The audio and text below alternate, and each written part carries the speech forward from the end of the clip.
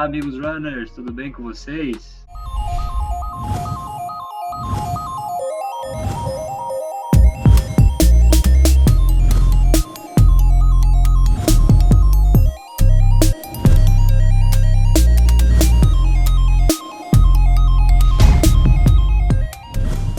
Bom, hoje eu trouxe aqui para o quadro de corredor para corredor mais uma lenda das ultramaratonas.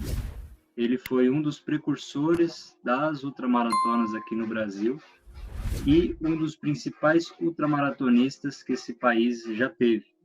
Os recordes, os feitos que ele teve são assim inimagináveis e hoje a gente vai estar resenhando com ele.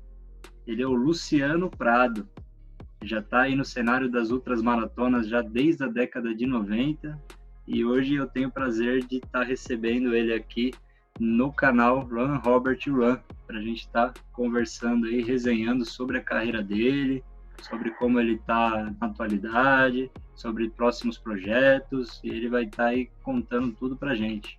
Uma boa noite para você, Luciano, e agradeço demais a sua participação aqui no meu canal, e vamos resenhar bastante hoje, vamos conversar bastante. Bom, Luciano, então, eu queria que você começasse falando desde o início, né? Desde quando você conheceu a corrida, contar um pouco da sua história, por que você começou a correr, né? O que te trouxe aí toda essa paixão que você tem por esse nosso esporte? Começa aí contando pra gente. Então, Felipe e turma, tudo bom para todos? Um pouquinho da minha história é o seguinte, quando eu tinha 19 anos, eu comprei um livro de corrida, chamado Guia Completo de Corrida do James Fix, um americano. Certo. E eu li o livro 4 vezes, fiquei encantado com a leitura e fui pro mundo das corridas, né? E logo de cara eu viciei, porque é um esporte que se você gosta logo de cara, você vai embora, né? É um esporte barato, né? Que é um shorts, uma camiseta e um tênis. Sim. Então eu viciei logo de cara no esporte. E eu comecei a ler tudo sobre corrida, alimentação, fisiologia de treinamentos, né? E meu mundo mesmo na corrida foi por causa de um livro. Caramba! Esse livro do americano que me impulsionou para o mundo das corridas. Caramba! Sabe? Porque eu com 19 anos eu era eu era obeso, né? Eu pesava, na época, acho que uns 63 quilos, mais ou menos. Eu tava ficando meio gordinho assim, meio fora de forma, e então o livro me impulsionou pro esporte mesmo, né? E as ultramaratonas foi assim, não foi por acaso também, porque foi assim, antes de eu entrar nas ultramaratonas, eu já tinha algumas 4, 5 maratonas mais ou menos no currículo, eu tinha muitas corridas de ruas, de 10 quilômetros, 5, até meia maratonas, né? E foi como, assim, foi como subir degraus. Certo. Né? Eu fazia as provas curtas, não tive sucesso, claro, né? Porque né, era tudo era começo, tudo novo, né? Mas, assim, a minha primeira ultra, que eu me lembro, eu já tinha no currículo mais ou menos umas 4 maratonas, né? E falei pro meu treinador, que é o Herói Fung, né? Falei para ele, o que você acha de eu fazer uns 100 quilômetros? Ele falou, vai, pode ir que eu acho que você chega entre os 10 primeiros, né? E eu fui para brincar, assim, sabe? Foi uma prova que teve uma única vez, foi no Rio de Janeiro, em Búzios. Certo. Né? E nessa prova, eu fiquei em segundo no geral. Perdi apenas pro Valmir Nunes. Que na época o Valmir já estava se destacando. Isso foi em 1990. Eu não era nem nascido ainda. E o Valmir Nunes na época já estava com nome e tudo, né? E eu nessa brincadeira eu fui em segundo no geral. Caramba! Aí e o meu treinador não foi para me apoiar. Sim. Aí quando eu cheguei com o resultado, ele falou: nossa, você tem fibras para longa distância. Né? Ele descobriu que realmente eu era muito resistente. Sim. Né? Aí deslanchei porque, assim, gostei demais de ultramaratonas, né? Dos 100 quilômetros. E minha segunda prova de 100 quilômetros eu fui o campeão, que era a única prova que tinha no Brasil na época, lá em Uberaba, pra você ter uma ideia, em Uberaba. Acho que eu ouvi falar dessa daí já. A gente saía de Uberaba, ia até perto de Uberlândia e voltava, 50 para ir, 50 para voltar. Nossa, que legal. Era uma rodovia lá. Sei. Eu fui campeão nessa prova. E aí, dali, foi o pontapé inicial de eu me deslanchar, assim, mesmo trabalhando, sem ter patrocínios, eu ganhava essas provas, assim, sabe? Ganhava porque eu gostava de correr, então gostava de competir e ficava, assim, não para competir com os outros, assim, mas, assim, para testar meus limites, né? Sim. Eu ia competir comigo mesmo, eu nem sabia não queria saber quem estava de campeão, ex-campeão, eu ia fazer o meu melhor, então foi aí que aconteceu tudo, né? Por causa de um livro, impulsionou para as corridas, e nessa minha primeira prova de ultramaratona, me dei bem, e aí você vai buscando seus limites. Sim, nossa, e foi algo assim que você chegou para o seu treinador e para você era um negócio inesperado, né? Inesperado. E acabou e o meu se treinador descobrindo, mesmo falou, nossa, o meu treinador mesmo falou na época, nossa, você tem fibras mesmo para longa distância, então vamos trabalhar. Sim. Tá? E você falou de fibras para longa distância, né? De resistência, mas você falou para mim que você também conseguiu fazer 32 maratonas, sendo 15 abaixo das 3 horas, né? Isso. Justamente, porque, foi muito treinamento junto com o Herói, que a gente descobriu, assim, isso eu carrego comigo. Você ser um bom ultramaratonista, você tem que ter pace bom, senão você não vai sair disso. Certo. Sabe? Tipo, assim, você tem que ter uma maratona, mais ou menos, abaixo de 3 horas. Porque a maratona é a base para os 100 quilômetros. Sim. E a base dos 100 quilômetros é a base para as 12 horas. E assim por diante. A base das 12 horas, o que vai ser? Base para as 24. Sabe? Então, se você tem uma maratona boa, de paces bons, você vai se dar bem nas ultramaratonas. Entendi. Entendeu? Agora, tem gente que mal faz uma maratona e já parte para 100 quilômetros em 24 horas, entendeu? Então, isso não é treinamento adequado. Eu sou contra. Porque o cara não vai ter aquela performance de defender uma seleção brasileira, por exemplo, no Mundial. Sim. Tá? Porque você não tem uma noção, não tem uma base boa. Entendeu? E na minha época, tinha pouquíssimas provas aqui no Brasil. Quase não tinha prova de 100 quilômetros. Entendi. Mas na época, eu consegui um apoio de um banco que eles me pagavam as passagens para mim ir para fora. Ah, legal. Foi aí, e foi dali que eu comecei a ter experiência de várias coisas, várias provas. Sim. Entendeu? Foi na Espanha, né, que você fez seu melhor tempo, né, nos 100 quilômetros, né? Isso. Foi na Espanha, foi na cidade de Benzana, Santa Cruz de Benzana. Eu fiz 7 horas e 3 minutos lá. Nossa, para 100 quilômetros. Dá um pace de 4,15 por quilômetro. Nossa, é muito mas forte. Eu queria fazer abaixo de 7 horas, mas não consegui. Porque você fazer uma maratona, 100 km abaixo de 7 horas, você tem que ter tempo para treinar. Sim. E eu não tinha tempo, porque eu tinha que trabalhar. Sim. Entendeu? Então, tem essa história também, porque se você é um profissional, você abaixa. Sim. Tranquilo. Porque você tem 2, 3 períodos para treinar. E eu mal tinha tempo para treinar. Entendeu? Então, mas mesmo assim, eu só fiz esse tempo porque foi uma época que eu fiquei um mês na Espanha. Então, ali eu tive tempo, mas tive tempo de um mês. Entendeu? Mas esse um mês foi que eu consegui fazer meu melhor tempo lá, que deu 7 horas e 13 minutos. Entendi. E o 12º no geral. Caramba, chegou bem. Chegou bem. E você vê, ainda com um tempo desse, ainda você foi 12º, né? Para você ver o nível dos europeus. 170 né? Atletas, quase 170 atletas na prova.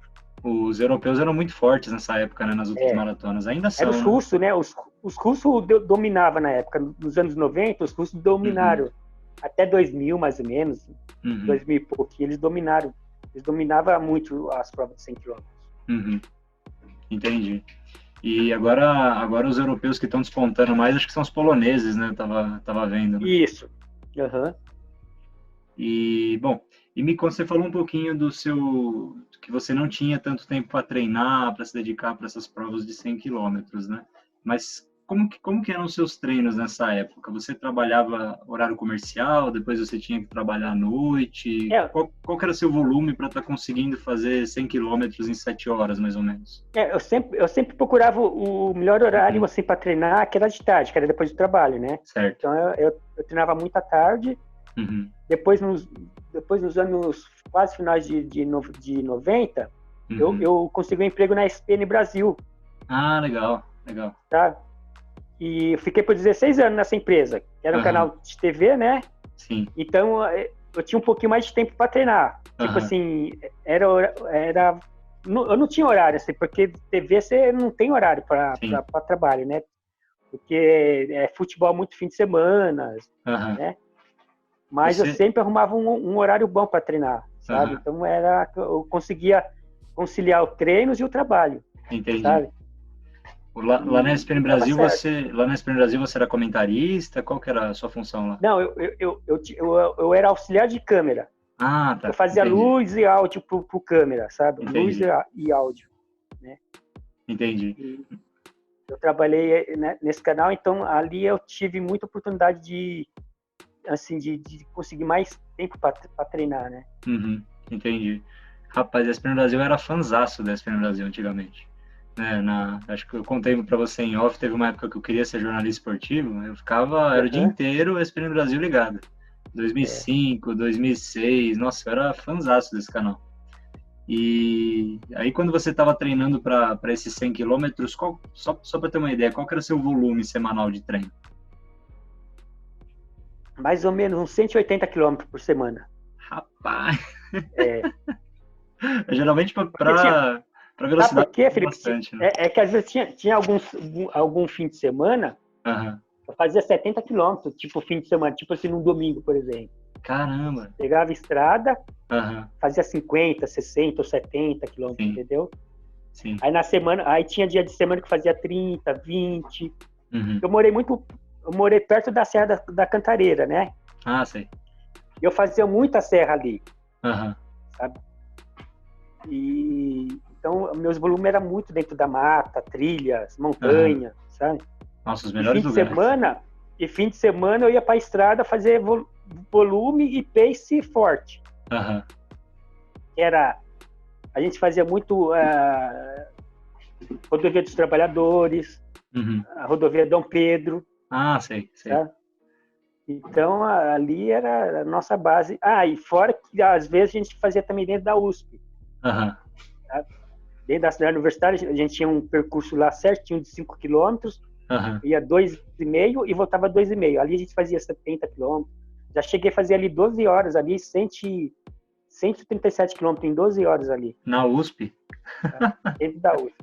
Rapaz, porque assim, a Maratona de São Paulo e a SP City passa dentro da USP, né?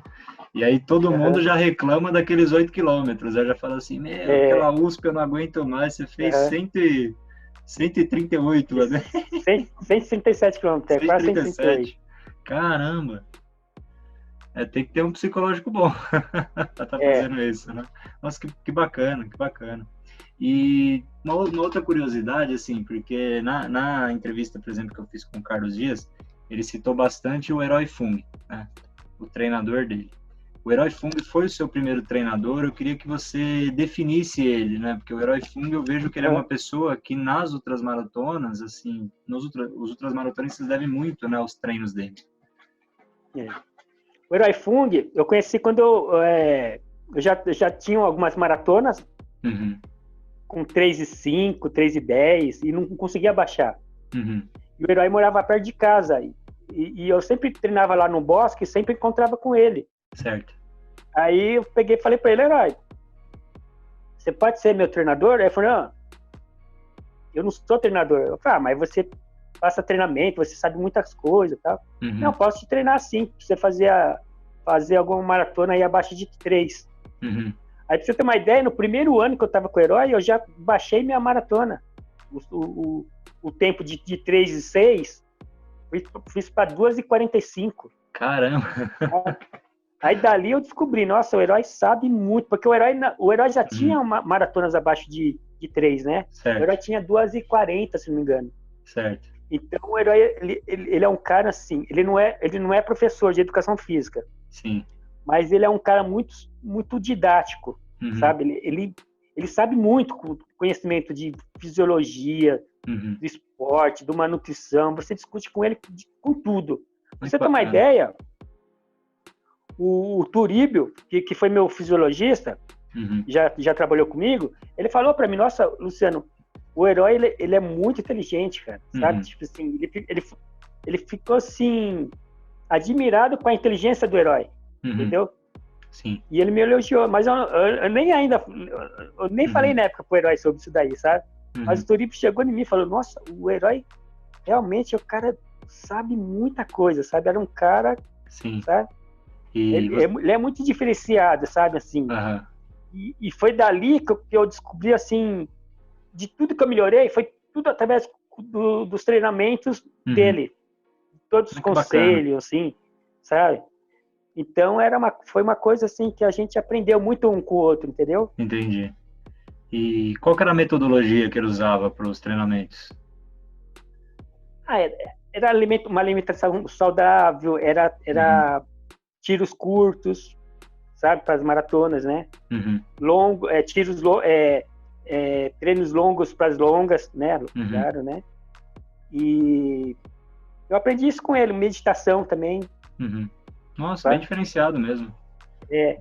Porque não é só você correr, sabe? Eu acho, assim, a ultramaratona, Felipe, é muita disciplina, cara. É muita disciplina, sabe? Sim. Hoje em dia você vê a turma de hoje com essas tudo tecnologia, GPS, isso, aquilo, outro. E como no Brasil cresceu muito de 10 anos para cá, então é muita informações, é muita coisa, sabe? Então, assim, pega muitas pessoas desprevenidas, assim, porque em vez de eles subir degraus por degraus, eles começam mal faz uma maratona, já estão fazendo 100 quilômetros. Mal está fazendo 100 quilômetros, está fazendo 24 horas, entendeu? Sim. Mal está fazendo uma 24 horas, estão fazendo 48 horas. Sim. Então, eu sou contra, sabe? Eu sei, sinceramente, eu acho assim, quem faz isso vai ter uma carreira curta, porque é um desgaste muito grande, sabe? Com toda certeza. É grande, sabe? Com toda certeza.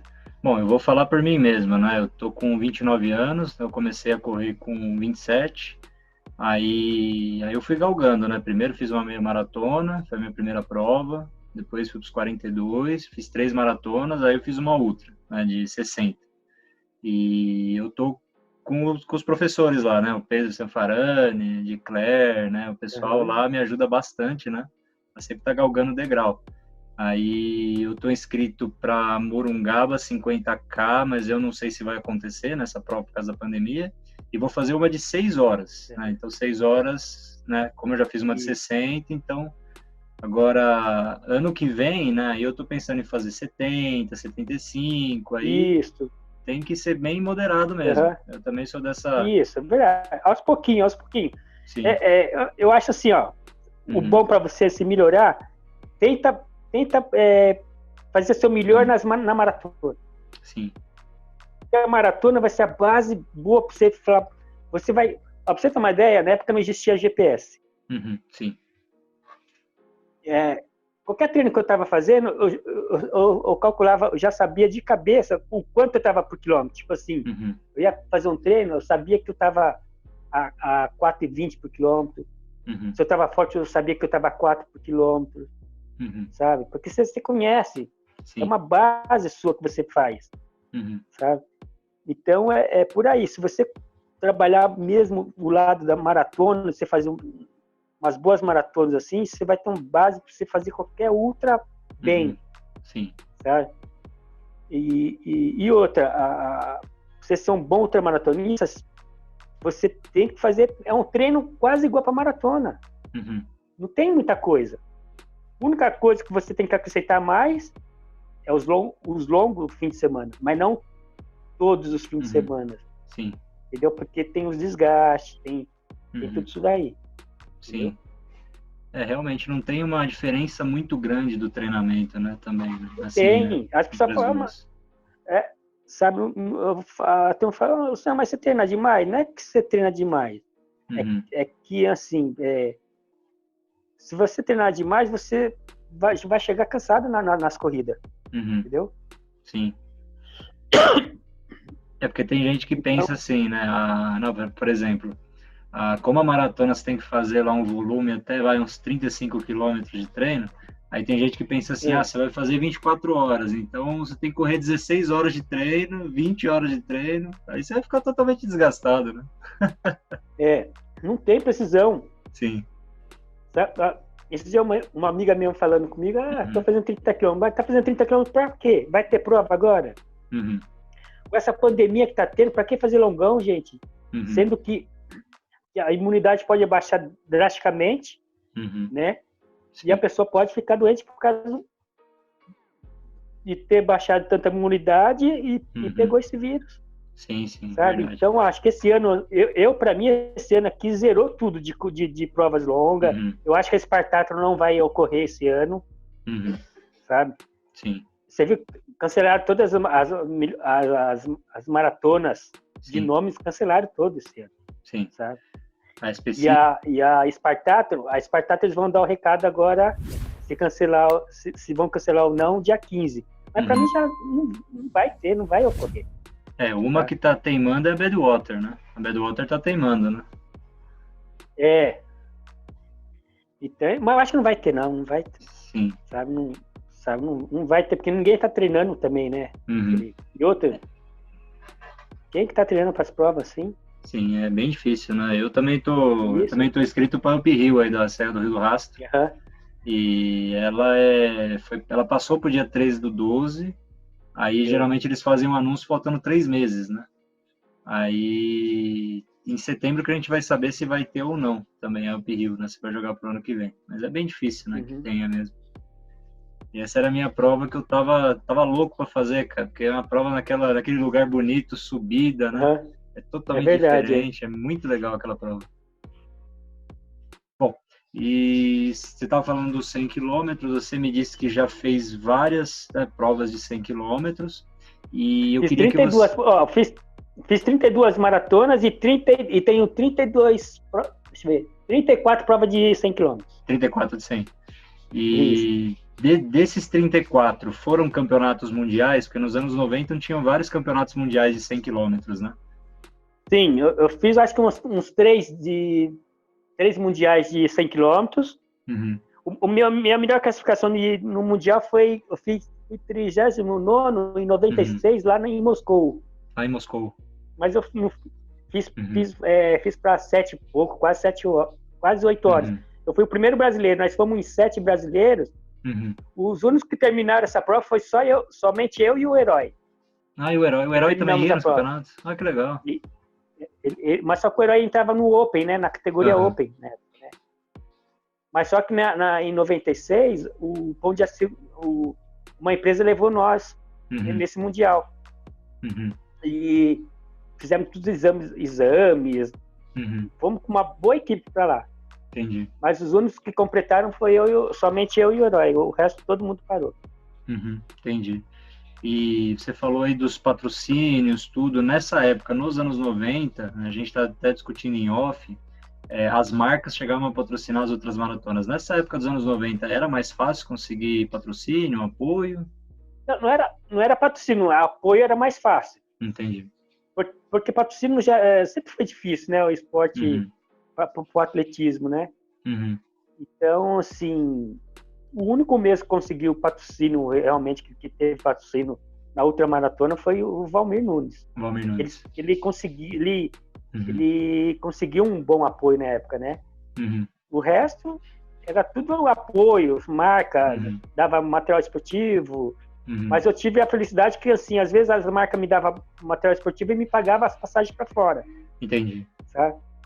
Então, para mim era vantagem, pelo menos eu buscava experiência, né? Nas provas. Eu ganhava dinheiro, mas eu conseguia viajar e fazer alguns resultados, assim. Sim, né? Você teve vários resultados muito expressivos, né? Você visitou 15 países, né, que você estava falando para mim, né? 15 países. Passei por 15 países por causa da corrida. Sim.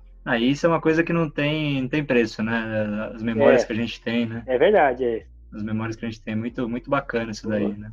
O ano passado eu fui para a Alemanha a trabalho, fiquei 1 mês e meio lá, e é um negócio assim, inesquecível. Eu fiz a maratona de Munique lá, o ano passado também. Nossa, que bom, Felipe. Sim. Aquela medalha aqui, essa dourada aqui, com uma forma de coração. Legal, Fiz eu tava tentando fazer sub 4 lá, cara, mas eu tava com uma falta de suplementação boa. Olha essa. Essa daí é qual? Foi lá da Espanha. Olha que legal. Essa aqui foi uns 100 km. Os 100 km. Olha que legal. Esse aqui é uma réplica de coração, cara. Ó. Deixa eu ver, mostrar direito. Olha que legal. Ó, é um coração isso aqui. Caramba. E não era nem não tinha nem a fita, né? Era só um cordão, né, na medalha. Olha que bacana.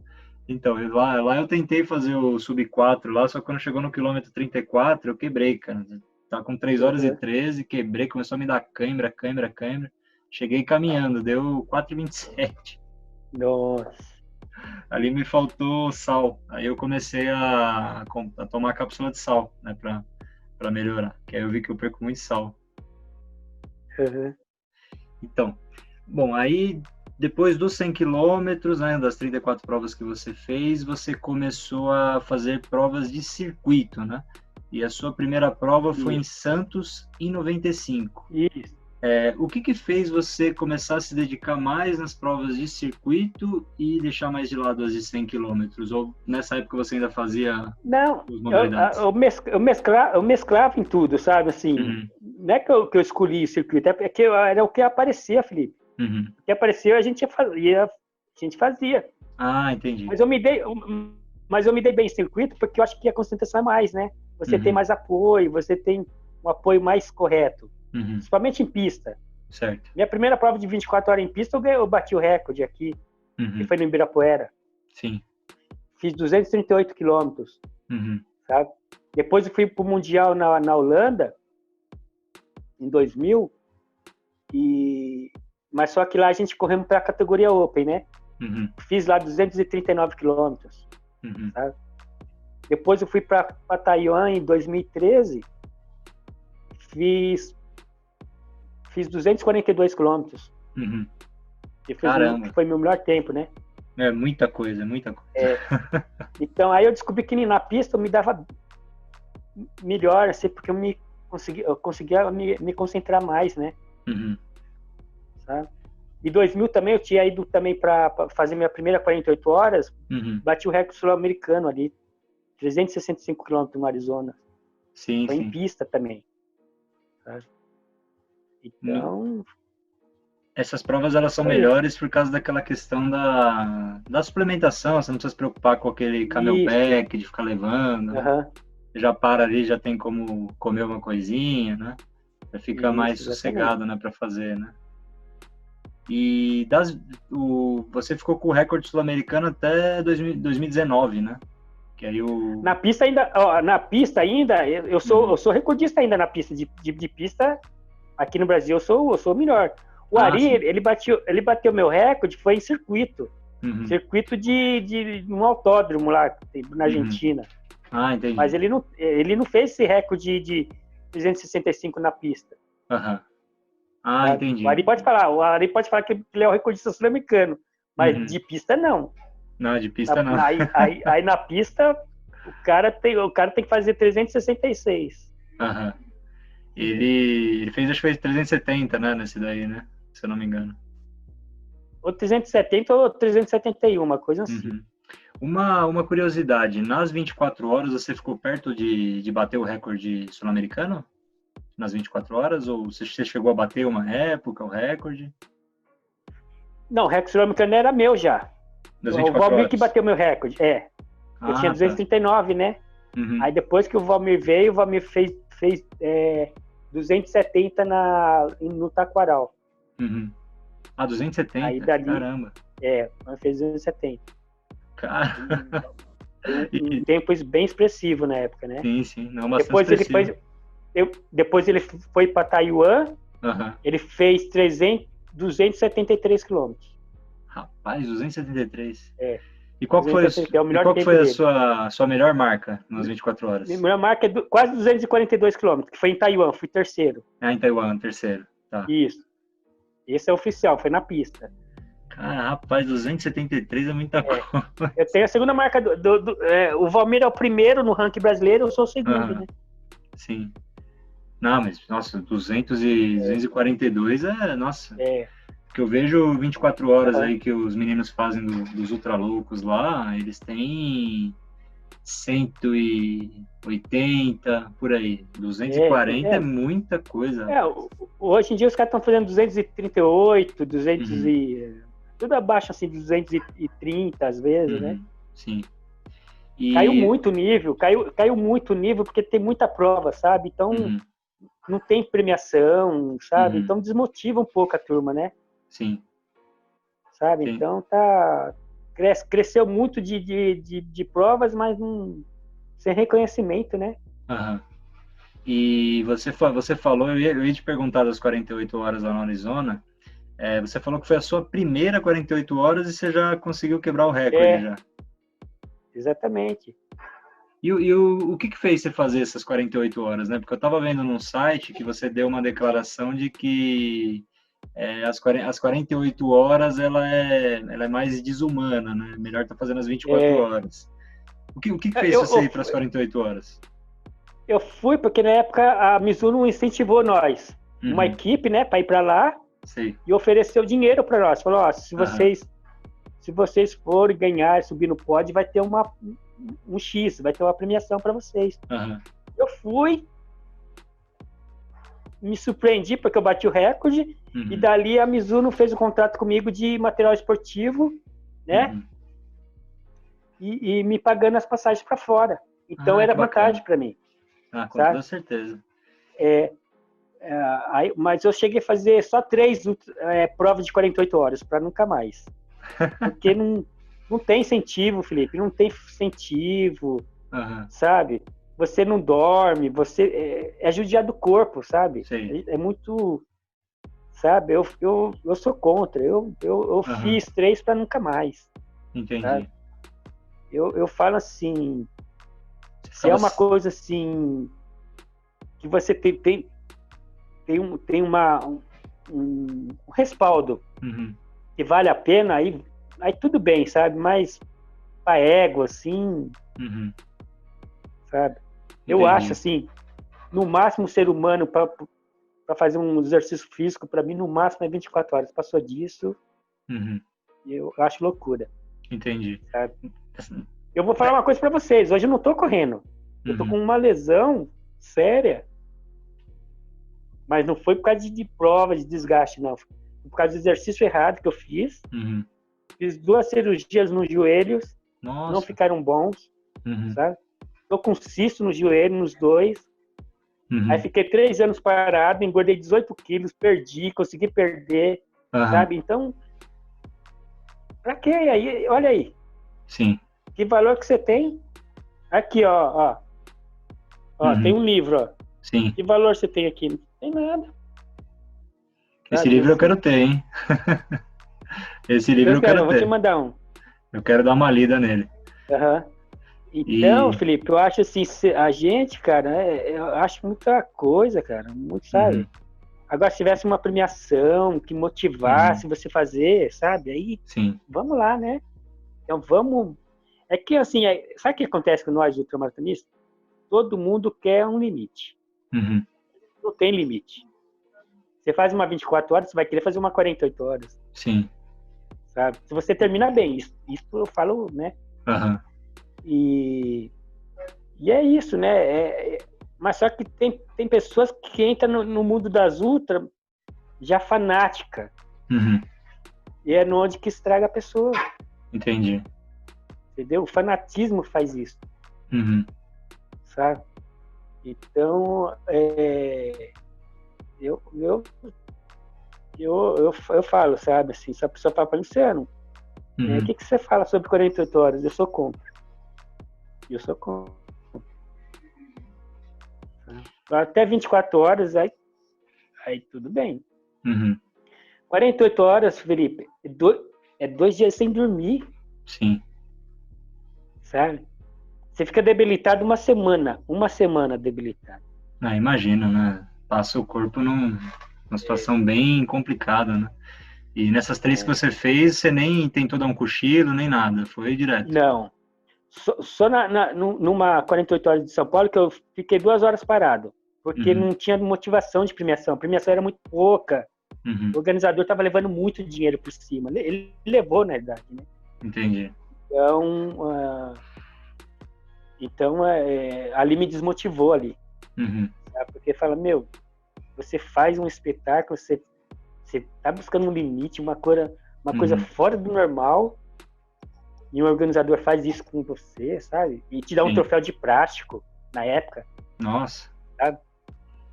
Então, sabe, ficar correndo por uma medalhinha, um troféuzinho de plástico, não vinga, não dá. Desmotiva você. Sim. Desmotiva. E... Contei no livro. E sabe? fora que tinha premiação também que demorava para receber, né? Promessa, né? Sabe? Na época era uma premiação assim que o cara não era nada, sabe? Aí meu treinador foi pedir um cachê para mim, porque, né, eu era o recordista. O cara falou que tinha dinheiro, sabe? E a marca esportiva deu muito dinheiro para ele fazer a prova, sabe? E o cara levou muito dinheiro, fora que ele cobrou inscrição de todo mundo, sabe? Então, desmotivou total, desmotivou.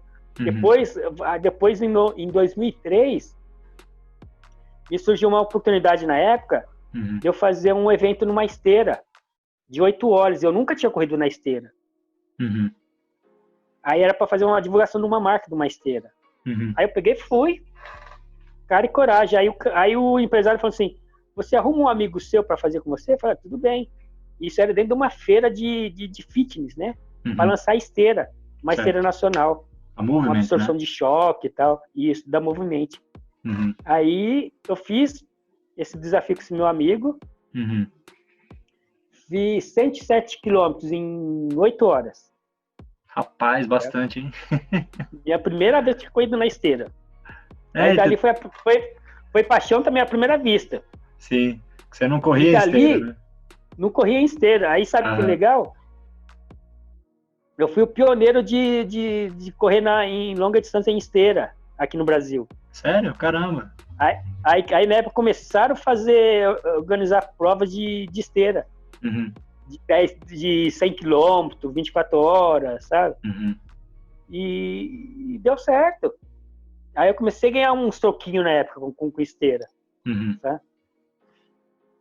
Aí começou a vir os problemas de contusões e tal, né? Aí 6 cirurgias. 6 cirurgias. E... Na época da esteira que você teve mais lesões, ou, Luciano? Não, foi antes da esteira. Antes da esteira. Tanto é que, ó, aí pra você ter uma ideia, eu bati o recorde mundial na esteira de 24 horas em 2004, final de 2004. Eu bati o recorde, fiz 249 km, 600 metros, dentro do Ibirapuera. É isso que o Pedro pediu para te perguntar sobre isso, porque você brigou, né, para homologar esse recorde e tudo, né? Como é que foi essa história? Não é que eu não... É que eu deixei na mão dos empresários, do dono da esteira, para eles ir atrás do Guinness, né? Porque nós fizemos tudo certinho no Guinness.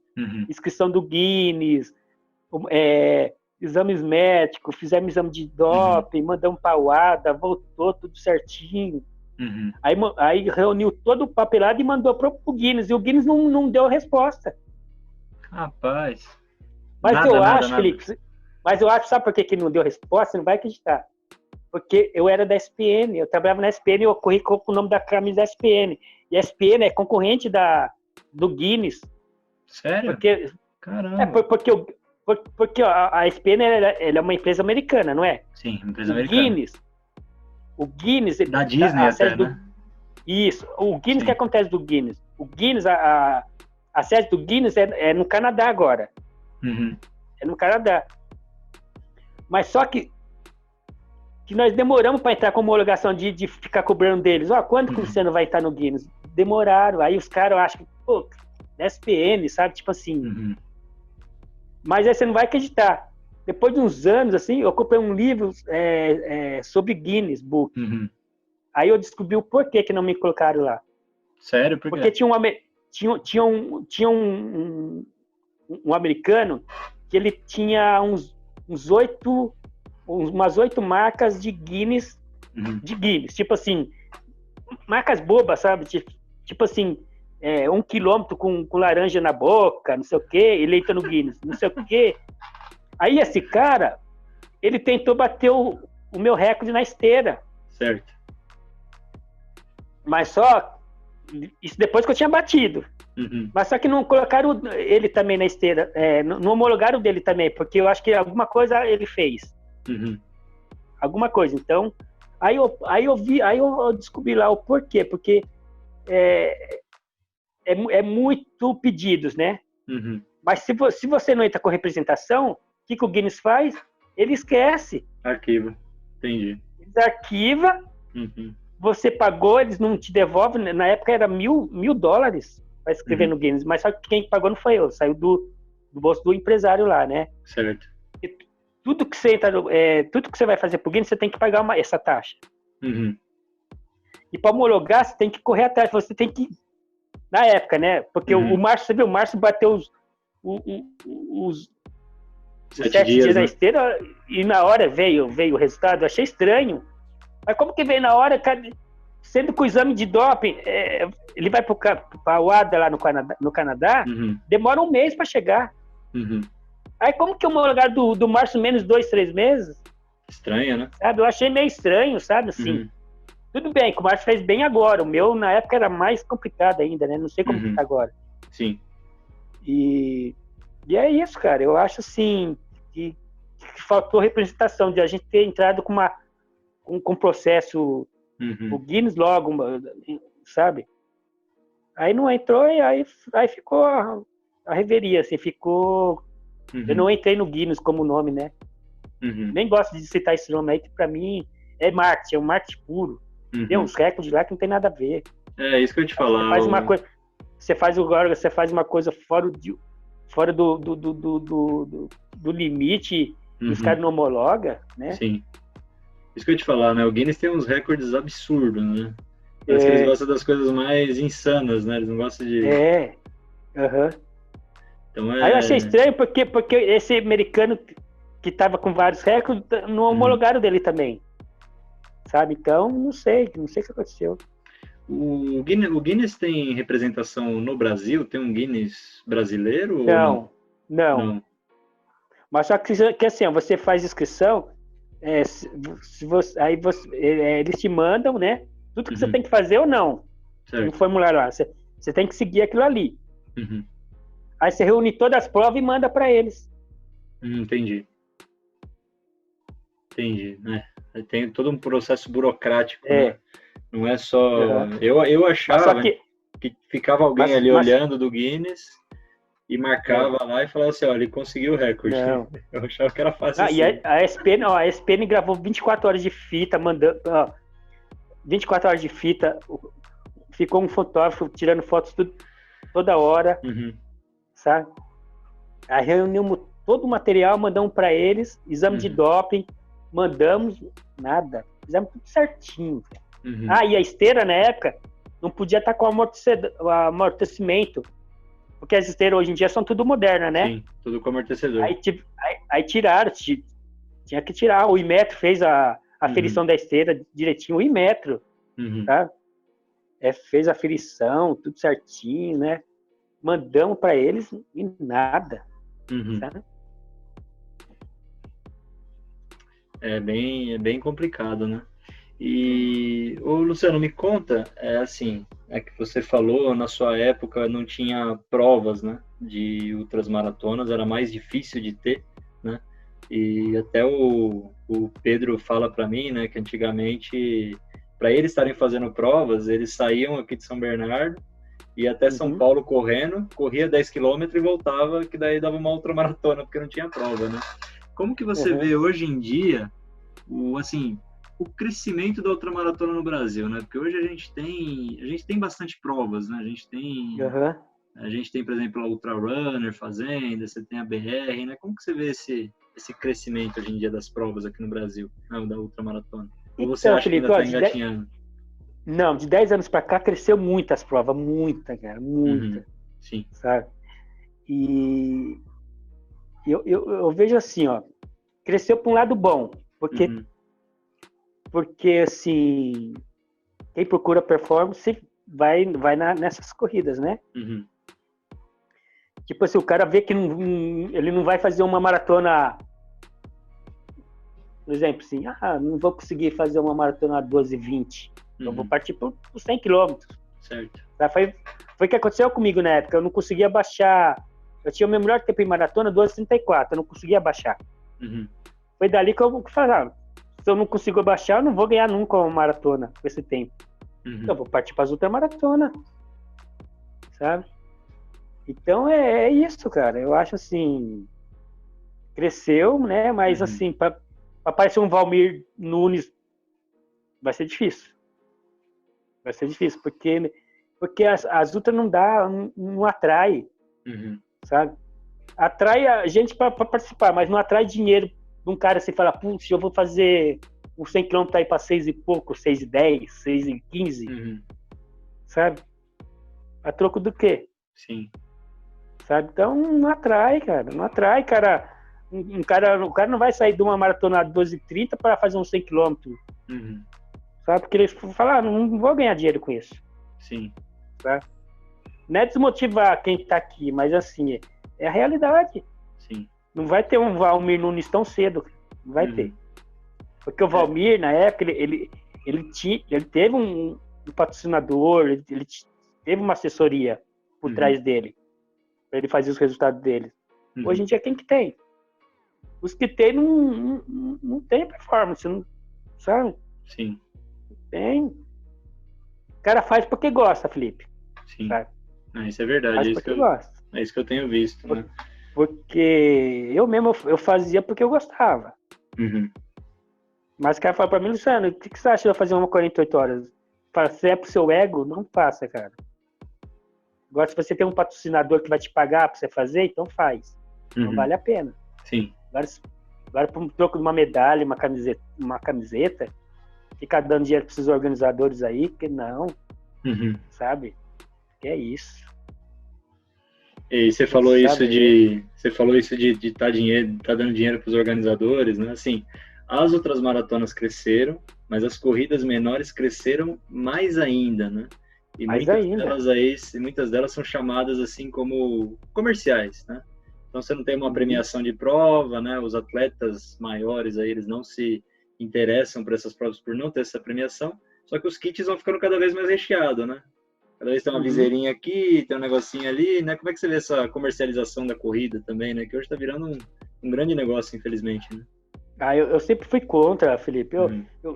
Quando eu vi esses comércios de corrida, eu parei de correr a São Silvestre.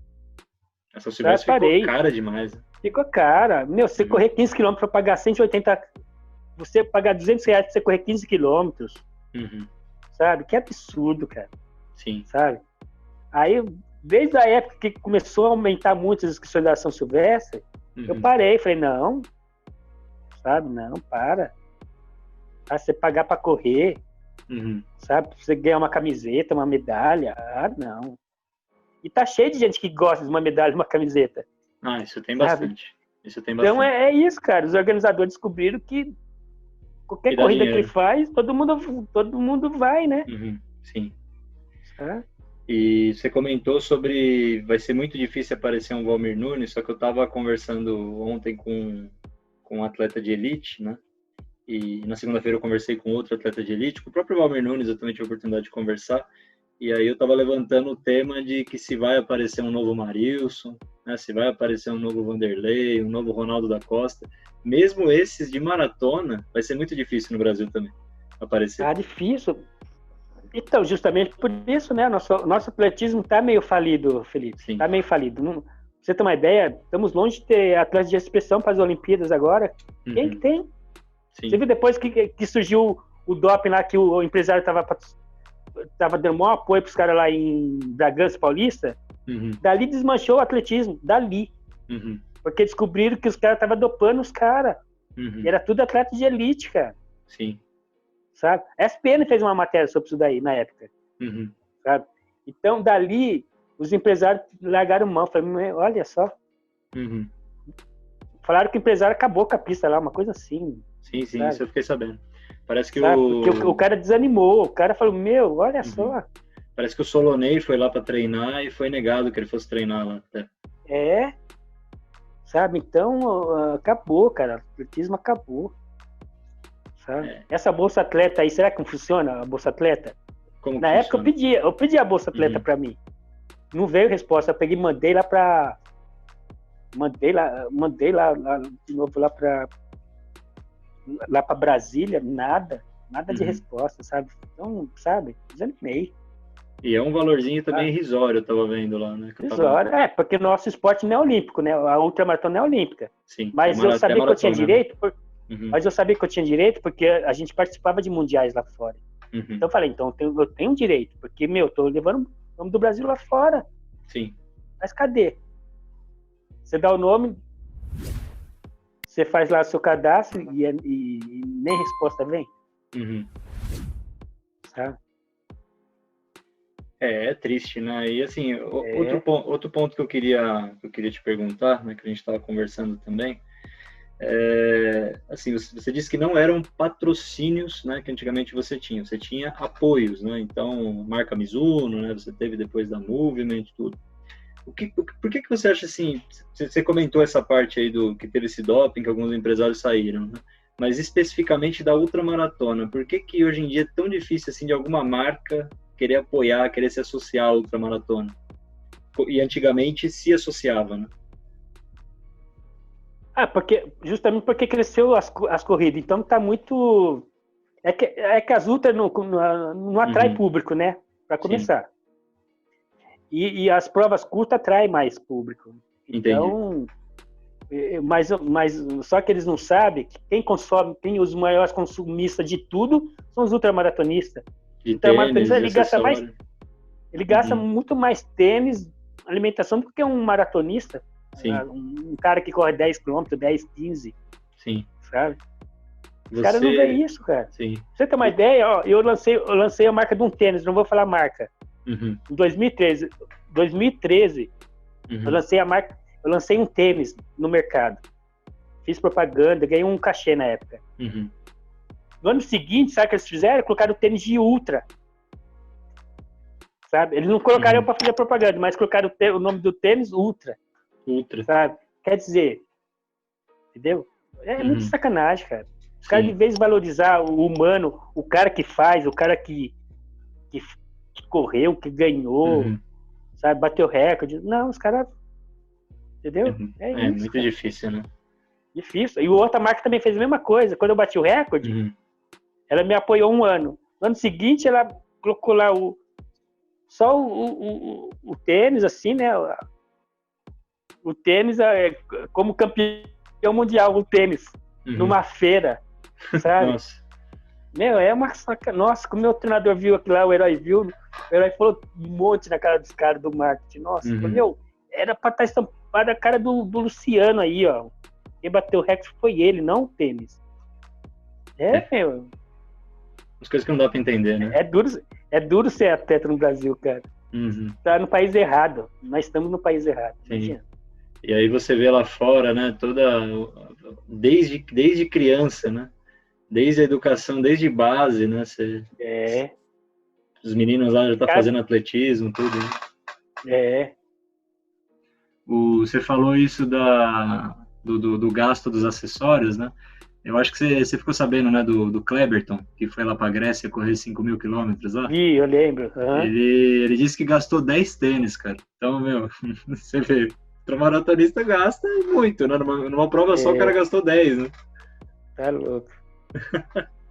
E outra coisa também que é interessante, né, no bate-papo que eu tive com o Valmir lá, a gente estava conversando sobre os quenianos, né, os africanos, né, tudo, né? E antigamente, nos anos 90, no começo dos anos 2000, o Brasil estava na frente deles, né? Tava na frente deles, né? Você via mais brasileiros chegando, né, tudo. Uhum. Hoje em dia não dá mais para pegar os caras, hoje em dia é impossível, né, pegar os caras. Então é difícil, cara, é difícil. A gente vê uma comercialização só, né? Assim, de performance pro atletismo vai ser muito difícil, né? É só na força de vontade mesmo, né? O rapaz que eu fiz a live ontem, o Edson Amaro, ele vai tentar índice olímpico para Tóquio o ano que vem, né? E ele tem qual a prova dele? Então, ele tem RP para 2 horas e 14 na maratona, né? E aí ele vai tentar no começo do ano que vem para conseguir o índice para Tóquio, né? Ele conseguiu ficar na lista de espera para 2016. Ele ficou com 2 horas e 16. Ele ficou na lista de espera, mas ele não conseguiu participar. Então, assim, ele tá contando as histórias dele lá. Durante a pandemia, ele tá trabalhando de auxiliar de mecânico, né? Porque ele não tem patrocínio nenhum, né? E o que ajudou ele foi que tem um atleta aqui de alta performance aqui em São Paulo que ele fez uma campanha chamada SOS Corredores de Elite, né? Ele colocou vários corredores de elite para fazer uma prova de 5.000 metros, e aí, né, ele fazia uma vaquinha virtual, e aí esse dinheiro ele ia distribuindo, né? E o primeiro, o segundo, o terceiro ganhavam um valor a mais, né? Um incentivo a mais. Então, assim, você vê, meu, é na força de vontade do cara, porque ele não tem, assim, é muito difícil a condição, né? Você vive como atleta de elite? Não vivo. Você tem que ter um outro trabalho. É muito difícil, né, Luciano? É difícil. Meu cara tem que gostar muito, viu? O nosso esporte é igual o boxe, né? O boxe também, quem faz o pugilismo é a mesma coisa, sabe? É um esporte sofrido, sabe? Vamos ser sinceros, esporte amador, sabe? Porque pra imprensa, esporte pra imprensa é o futebol só. Infelizmente, cara. Vou ser sincero. Eu trabalhei 16 anos lá no canal de esporte. Você vê que os caras... tudo gera futebol dentro de uma emissora de TV esportiva, sabe? Esporte amador tem pouca chance, cara. Muito, sabe? Então, quando eu bati o recorde mundial, pra você ter uma ideia,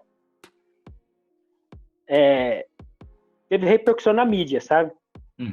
Mas, assim, a mídia que era para dar para mim mesmo, que é a Plim Plim, vamos dizer, ela foi e montou link, você acredita? Quando veio eu com a camisa da SPN, fecharam o link e foram embora, cara. Nossa. E você é um brasileiro batendo recorde mundial pro seu país, cara. Os caras foram embora porque você era concorrente deles.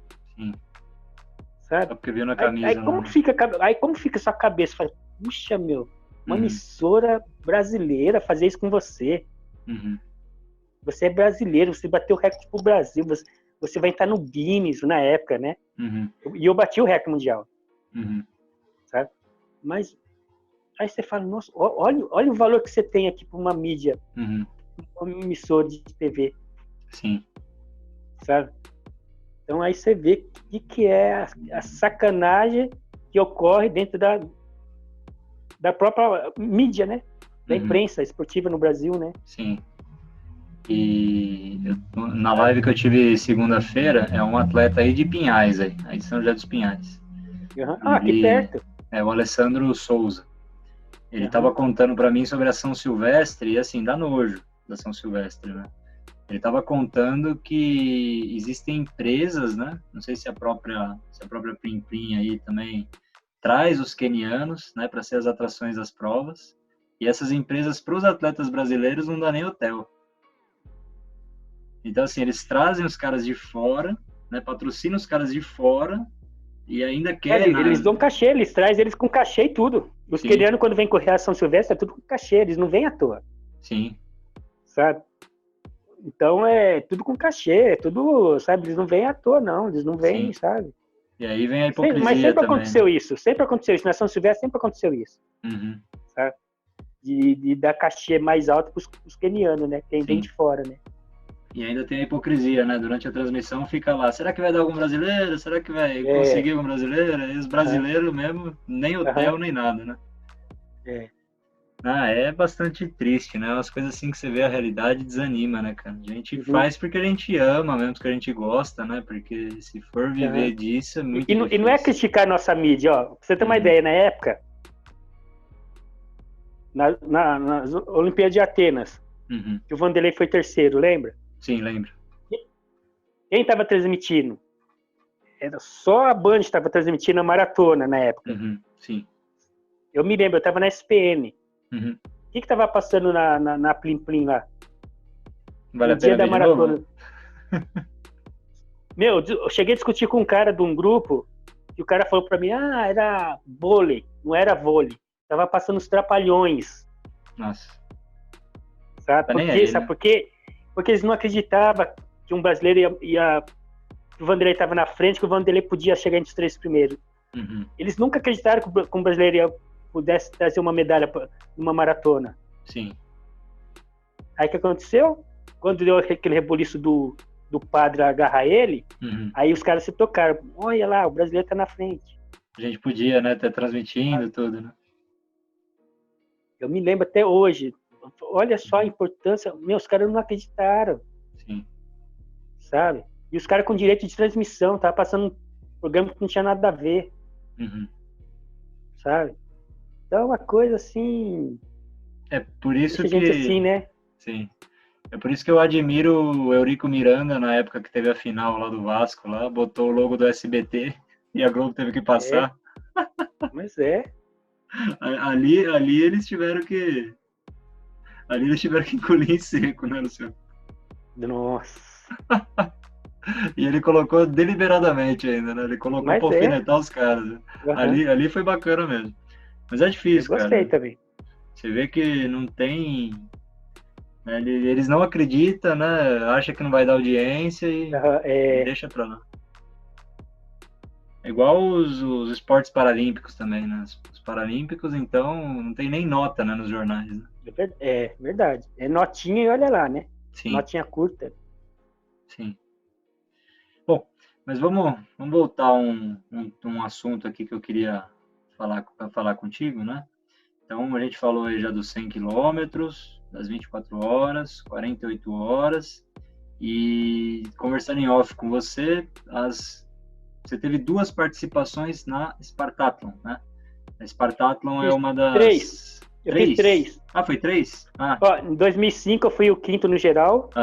2006 eu parei com começo de hipotermia, me arrependi, não dava para me terminar nada, mas eu parei.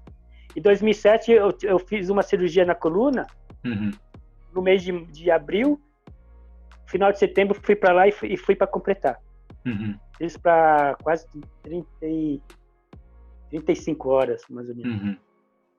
E como então, é que foi? Na verdade, 2 completadas e uma não. Acho que por isso que eu escrevi 2 aqui. Acho que por isso que eu tinha escrito 2 aqui. É porque eu fiz 3, na verdade, mas a 2006 eu parei. Entendi. Com 175 quilômetros. Putz, bem ali já, pertinho ali de chegar já, né? O Valmir parou também nesse ano aí. Ah, sim. E como é que foi essa que você fez em 28 horas e 28 minutos? Conta pra mim aí como é que foi essa corrida. Essa foi bonita a história. Eu pensava que a prova era no sábado. Eu cheguei na sexta-feira de noite. Aí meia-noite a brasileira foi no meu quarto e falou, a prova é amanhã. Eu falei, não acredito. Aí que aconteceu? Isso fuso horário de 5 horas, né? Aí eu tive que carregar meu peso, colocar todas as minhas coisas na mochila. Eu tinha uma pochete gigante e amarrei na minha cintura e corri com esse peso. Isso foi em 2005. Eu corri com esse peso de quase 5 quilos. Eu fui o 5º no geral ainda com esse peso. Caramba, com 5 quilos? É.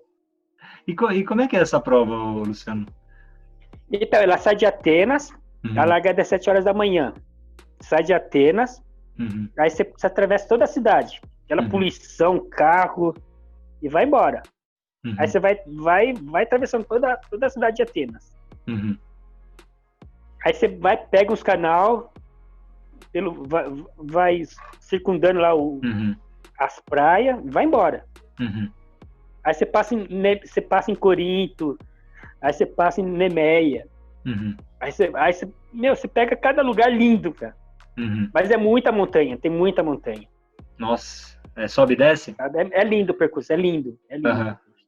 Qual que é a maior altimetria lá na prova?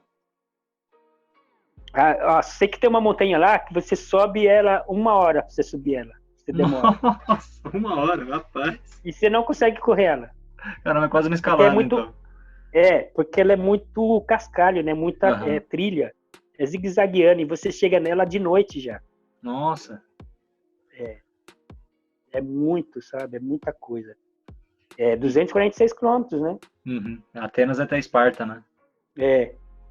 E era um sonho para você fazer essa, né? Porque na época você estava fazendo mais 24 horas, 48 horas. Era um sonho, sabe por quê? Porque em 2000, eu fui em 2005, né?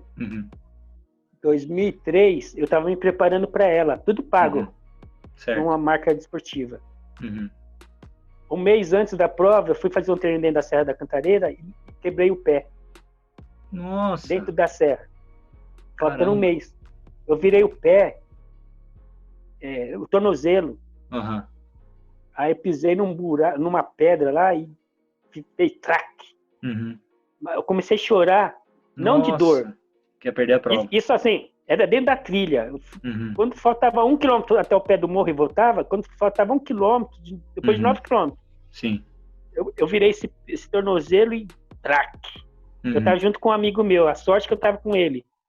A sorte mesmo, Aí sorte mesmo. Comecei a chorar porque eu comecei a relembrar, nossa, meu, tudo pago. Olha, e agora? Estragou minha corrida. Aí eu falei, vou perder o apoio, né? Da marca, né? Aí, lógico, teve que cancelar, porque é 3 meses, né? Fiquei enfaixado. Aí fui pro médico lá, o ortopedista falou, nossa, você já tava com fissura nesse tornozelo, ele falou. Por isso que agravou, né? E dessa fissura, depois de vários anos, não ficou ciclos nos tornozelos, eu tive que operar 2 vezes. Caramba! Isso você ia fazer em 2003? Isso. Aí em 2004 eu não fui, né? Aí em 2005 eu fui, aí eu consegui ir pra Grécia. E já nessa primeira prova eu fui 5º no geral. Nossa, foi bem demais, tá louco. Com 5 quilos nas costas. E o clima lá? 5 quilômetros. Nesse dia nós pegamos 37 de dia, pegamos um temporal, e de noite 7 graus nas montanhas lá.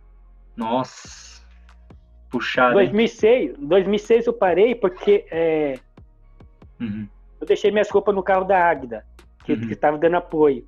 Certo. E ela passou e não me viu. Aí o que aconteceu? Quando comecei a subir a montanha lá, sem só com short, camiseta, um frio danado, você veio do calor, né? Nossa, 7 imagina. graus, o corpo sente. Sim, sente. Aí deu começo de hipertermia em mim, tive que parar. Essa prova ela é com apoio também? Ela é com apoio, então? Não, assim, você pode ter apoio de carro, desde que você pague, né? Entendi. Mas só que a Águida, ela trabalha na prova. É uma brasileira que mora lá. Entendi. Mas aí desse trecho, ela ia me levar minha roupa antes de eu chegar na montanha. E ela passou e não me viu. Nossa, aí que azar. Foi uma época que o Valmir parou também, né? O Valmir liderou e ela tava dando apoio para ele direto, né, com o carro, né? Aí também ele parou nesse ano. Entendi. Rapaz, é uma prova casca grossa, hein? Porque você tem 36 horas para fazer ela, né? Tem limite também. Tem limite, porque assim, todo ano participa 400 atletas, todo ano. E são, acho acho que são 170 postos, uma coisa assim, 78 postos, que chama PCs. Se você chegar atrasado se você chegar atrasado 1 minuto nesse PC, os caras te tiram. Nossa, bem rígido. Caramba. Aí todo ano completam 100, 100 e pouco, 200 no máximo. Mais da metade às vezes para. Nesses PCs tem hidratação, essas coisas ou não? Tem. Cada 3 km, 3, 4 km, 3, 4 km tem. Ah, tá. Rapaz, mas é uma prova que não dá nada, viu? É uma prova que não dá. Você ganha um troféu, você ganha uma medalhinha e uma lembrancinha também. Uma coisa você tem. É para quem gosta. A medalha de ouro mesmo que eu tava lendo, não? Não é normal. Nem medalha olímpica é de ouro. Já pensou se fosse ouro mesmo? É simbólica a cor, né? Mas não é ouro, não. Não, porque eu tava lendo que a da Spartathlon era de ouro a medalha. Não sei se... nada. Ah, então deve ter... É que eu não tenho aqui para te mostrar, mas ela é bronze, né? Entendi. É um material legal, sabe? E na época tinha a seleção para estar participando, Luciano, também? Porque agora tem seleção, né? Você tem que ser escolhido, né? Tem que ter um bom tempo numa ultra. Não, né? na época sempre teve. Na Spartathlon sempre teve. E agora tá mais rígido ainda, né? Porque todo mundo quer participar. Sim. É muito pedidos de inscritos, né? Então os caras estão selecionando, né? Sim, popularizou igual a Conrads, né? Também, né?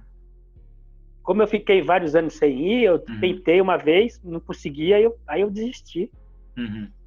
Tá?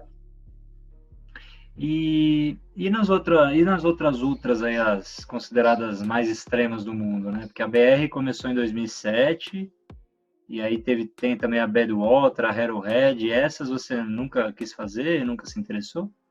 Falta de apoio, de patrocínio. Eu queria fazer a Conrads, na verdade. Eu queria fazer, porque a Conrads, ela além de ter mais de 10 mil participantes, ela premia bem.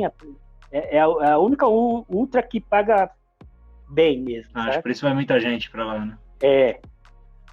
Eu queria ter ido pra Conrad só. Mas, assim, agora a Badwater não tinha, porque não tem premiação, né? Essas de nome não tive interesse, não. Nessas do deserto que o Carlos Dias fez, sabe? Essas coisas de extremo eu acho muito perigoso, sabe? A pessoa risca muita vida. Sim. Sabe? Você lembra de um brasileiro que foi lá pro Everest e morreu? Não lembro. Eu esqueci o nome dele, cara. Sabe? Eu tava correndo na esteira e ele foi no evento. Ele tava na feira, esse rapaz.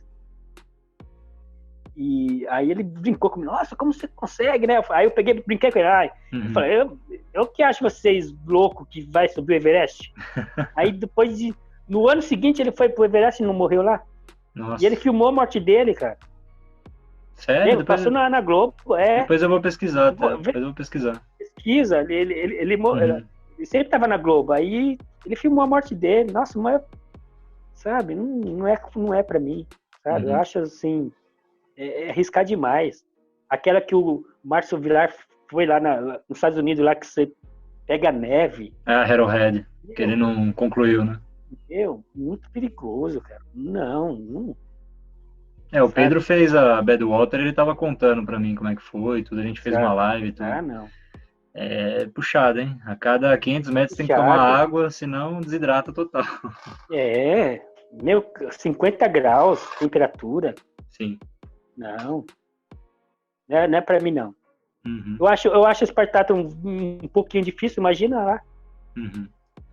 Essas de deserto, assim, essas que o Carlos Dias faz aí, eu não sei se eu teria coragem de fazer também, não. Não vou, não. Elas são muito... Pode ter paisagens lindas, eu sinceramente... É para aventureiro, né?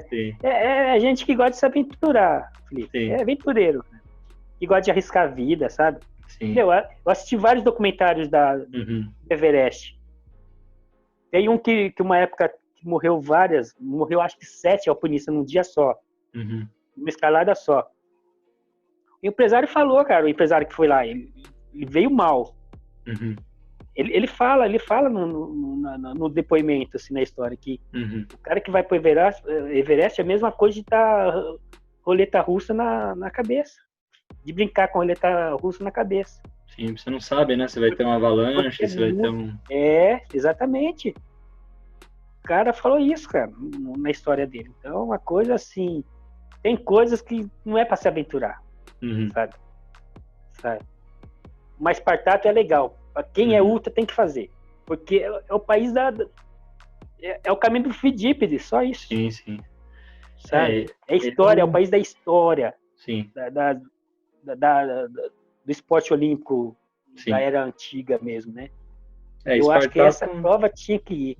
Mas era uma prova, assim, para mim, no meu haver, tinha que ter uma premiação, tinha que ter um exame de doping, tinha que ter premiação, tinha que ter mais controle, entendeu? Sim. Eu acho assim, é isso, sabe? Porque todos os anos que eu fui na época, sempre você via coisa errada, sabe? Então, eu acho assim, mas é uma prova que eu recomendo a todos que gostam de ultramaratona tentar fazer uma Espartato.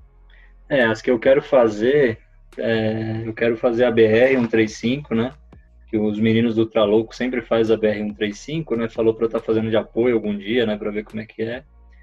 A Conrads eu quero fazer, a Espartato é uma que eu quero e também a Badwater. A Badwater eu queria conhecer, queria me arriscar lá no calor, né? São essas provas que eu tenho, que eu almejo, assim, de fazer, né? Menos as de neve, né? Menos as de neve, essas que pega deserto. Que eu acho essa assim, Arrowhead eu não acho muito interessante, não. Tá louco. Você se perde lá, um urso te pega lá, tá ferrado. Sim, né? muito frio, né? Você não tem socorro. Você não tem socorro. É uma coisa que você não tem socorro. Você não tem segurança. Você não tem segurança. Sim. Bom, Luciano, e agora contando sobre a atualidade, né? Você falou que você acabou se lesionando, né? Como é que tá a sua recuperação? Conta aí pra gente. Eu tô tentando recuperar, tentar correr aqui, não tô conseguindo, infelizmente. Porque meu caso, assim, eu fiz a ressonância e eu acho que o meu caso é cirúrgico, né? Porque dói muito para correr. Então, eu tô tentando arrumar um ortopedista de medicina esportiva, né? Porque meu caso é quadril, né? Quadril do lado direito. É quadril. É uma cirurgia que o Márcio Vilar fez. É complicado, é uma cirurgia, né? Que tem que colocar prótese às vezes, né? Entendi. Teria que ficar muito tempo parado, né? E é caro. É 6 meses de recuperação. Eu acho que no caso é cirúrgico. E é prótese, né? Vou ter que colocar prótese. Entendi. Se eu quiser voltar a correr. Entendi. Mas torcer aqui. Tentar voltar, né? Senão. Sim. Tem que fazer outra coisa. Tem que voltar assim, né? Mas como é que você tá fazendo? Você tá fazendo exercício de fortalecimento, essas coisas? É que eu, assim, eu tinha muito apoio de médico aí em São Paulo, né? Aqui em Curitiba não tem conhecimento, não conheço os médicos daqui. Entendi. Então, em São Paulo eu tinha muito apoio de medicina, né? Medicina esportiva. Aqui é meio complicado. Entendi. Aí você fica dependendo de SUS, uma ressonância é 3 meses, é 4 meses. Conseguir uma ressonância. Você conseguir um médico de esporte, aqui você não consegue. Então é complicado. Entendi. E você não pensa nem de vir aqui para São Paulo para estar vendo, né? Passar com algum... Não, porque meu trabalho é aqui, né? Tô trabalhando aqui. E com essa pandemia não dá, nem tem como, né? Também ficar arriscando né?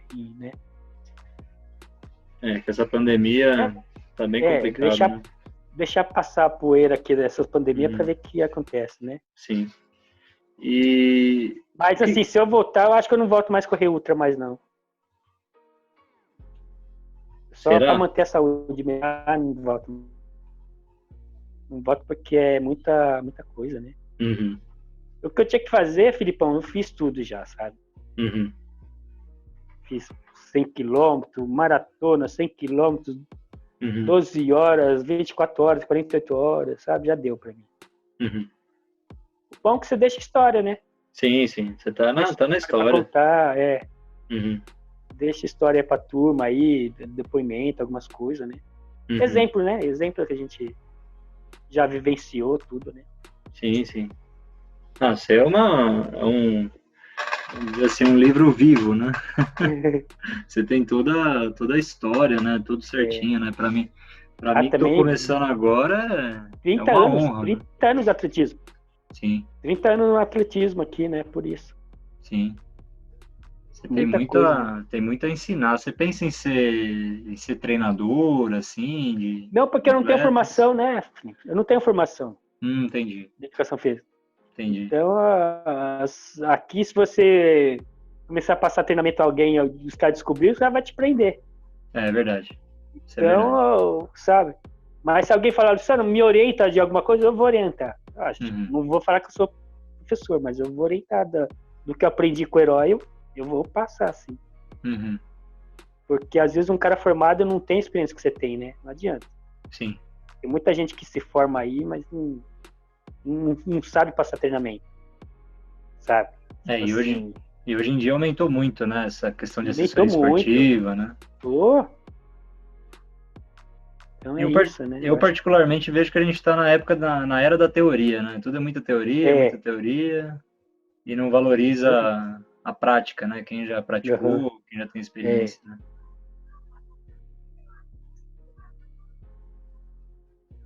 É bem complicado.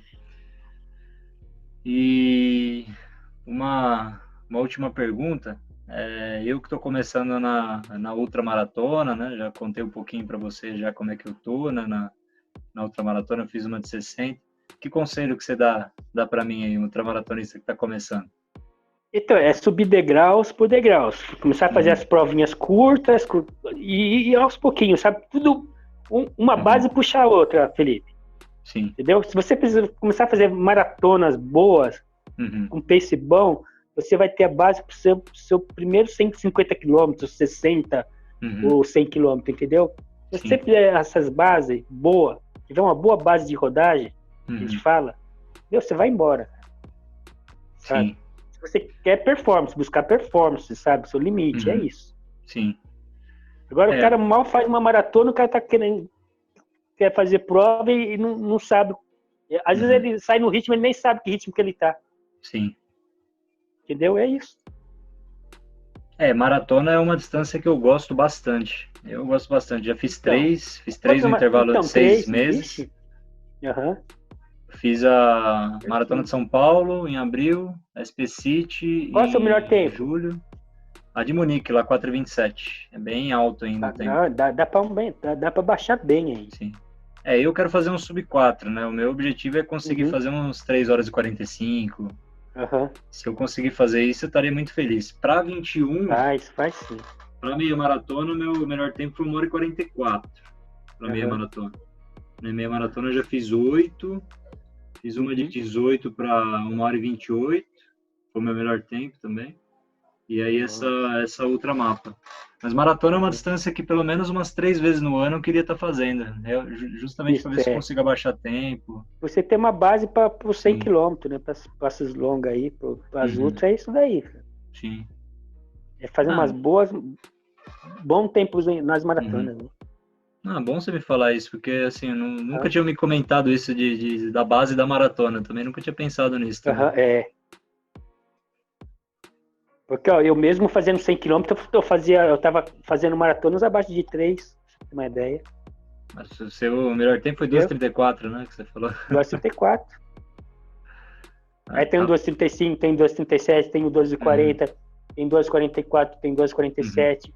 As de São Paulo quase todas, tudo 2:50. Mas de São Paulo são as mais difíceis, né? Mas eu fazia todas elas abaixo de 3. Sim. Fazia para 2:50, 2:49, 2:48. O seu melhor tempo foi em qual maratona? Foi em de Cubatão. Cubatão. Nossa, tinha maratona lá antes? Teve um ano, Que agora tem na Praia Grande maratona. Ela é nova, né? Uma maratona nova. Uhum. Aí de Curitiba você chegou a fazer também a maratona? Não. Eu tô aqui 1 ano e pouco, né? Uhum. Mas naquela época não tinha maratona de Curitiba que você fazia? Tinha, eu fiz a de Curitiba. Você eu fez, lembro que eu fiz para 3 e 1. 3 e 1. A primeira vez que eu vim aqui. Na época foi porque ela pegava subida, né? Ela terminava numa subidinha. Entendi. Acho que mudou o percurso, né? Entendi. Você fez a do Rio também? Do Rio é bastante calor lá, né? Isso, fiz do Rio também, fiz várias. Rapaz, bacana. Agora tem bastante maratona, né? Tem Foz do Iguaçu, Florianópolis tem 2, tem lá no Pernambuco, acho que é aquela Maurício de Nassau, né, que fala.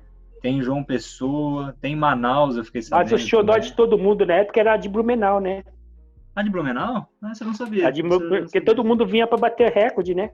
Uhum. Nossa, a de Blumenau na época era o xodó de todo mundo bater recorde, era na de Blumenau. Uhum. Eu tenho 2,45, 2,47 Blumenau. Rapaz. Eu fazia bem, corria bem. Sim, não, só tempo bom, só. Não me admira que você conseguiu todos esses recordes aí que você fez nas 24 horas, 48 horas. Rapaz, muito bacana. Eu fico honrado, cara, de estar conversando contigo e, assim, a sua história tem que ser levada adiante, né? Tem que contar para os mais jovens, para todo mundo saber quem que é Luciano Prato. Você não pode ficar esquecido, cara, não pode ficar esquecido. Né? É verdade. E pelo menos lá da nossa turminha lá. E aquele negócio, né? As ultras é para poucos, né? Não é para loucos, né? Como falam, né? A ultra é para loucos, não é para loucos, é para poucos. Sim. Né? Porque é para quem gosta mesmo, sabe? Porque imagina você correr 100 km, ninguém sabe que você corre 100 km. Você fala, eu corro 24 horas. O cara não acredita. Não, uma pessoa leiga aí fala, não acredito que você corre 24 horas. O cara não acredita. A maioria pensa que para nos 42 e acabou, né? Não tem mais quilometragem.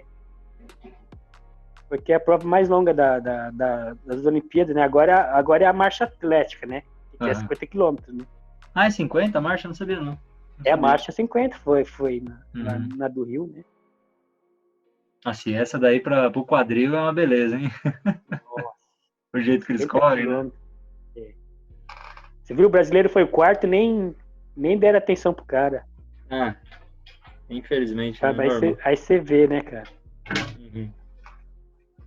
E você acha que tem alguma saída para o nosso atletismo, Luciano? A gente tem que acreditar, Felipe. Sabe? Mas tá difícil, hein? Tá difícil, cara. Sabe? É o governo atual, sabe? É muita... Sabe? Esses ministros que entram, tudo cara que sem noção, sabe? Sabe? Eu acho que ministro tem que ser um cara que já foi atleta, sabe? Sim. Que conhece. Mas os caras vai tudo pelos partidos, sabe? O cara que sem noção. Sim. Sabe? Então é uma coisa assim, você fica... Você difícil fala, acreditar, por que o esporte não vai? Por isso que o esporte não vai. Por que o Joaquim Cruz tá morando nos Estados Unidos? Porque ele sabe que o esporte aqui no Brasil não funciona. O Valmir tá lá nos Estados Unidos também. Sabe? Então, assim, eu sou fã do Joaquim Cruz por isso, porque ele quando ele bateu, ele ganhou a medalha olímpica em 84, em Los Angeles, ele optou de morar lá, porque ele treinava lá, estudava lá. Então, o que eu vou fazer aqui no Brasil? Não dá um apoio, né? Não dá apoio. Hoje o cara é professor universitário lá, ele treina a equipe paraolímpica, né? E vive a vida dele lá. Sim. Sabe? Porque ele tem uma fundação lá em Brasília, mas só que ele sabe que lá nos Estados Unidos funciona, é tudo, sabe? Os caras é outra cabeça, outro nível, sabe? Os caras investem. Aqui não, aqui os caras não investem, cara. Sim. Eles investem pro outro lado. Mas não para educação, para esporte eles não investem, infelizmente. Com toda certeza. É muita roubalheira, muita corrupção mesmo, né? Sim. E com essa pandemia vai piorar mais ainda, né? Porque eles tiram sempre primeiro da cultura e do esporte, né? Verdade. E você acha que depois dessa pandemia aí o esporte como a gente conhece hoje, nas corridas aí tudo, vai mudar um pouco? Temos que torcer, né? É ser otimista e torcer para melhorar, porque pelo que tá aí, né? E aquele negócio que eu te falei, não temos atleta de expressão, então tá precisando ter, né? Sim. Porque quem que vai representar o Brasil bem nas Olimpíadas?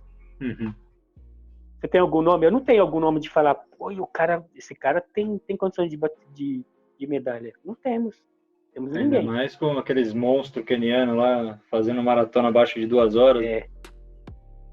Ó, tanto maratonista, cara para 10 mil, 5 mil, não temos ninguém.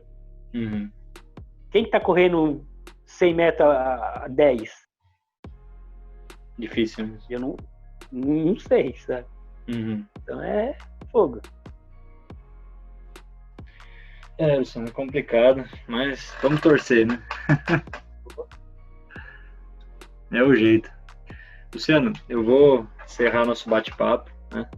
Te agradeço demais, imensamente pela aula, pela história, né? Por ter contado aí a sua carreira, ter compartilhado aí com a gente tudo que tornou esse grande atleta que você é, né? Então, agradeço demais aí pela sua presença e obrigado. Vamos marcar uma live lá no meu Instagram, que aí a gente pode também estar debatendo ali com as outras pessoas, né? As outras pessoas com dúvidas lá, perguntando, né? E aí vamos marcar sim, a gente marca no domingo, né? Sim, aí vai ser bem gratificante estar fazendo também. Tá jóia, então. Ficam todos com Deus, obrigado. Qualquer coisa, estamos aqui. Com toda certeza. Um grande abraço, Luciano. Jóia, Felipe. E obrigado, até mais. Tchau, Abraço. Tchau.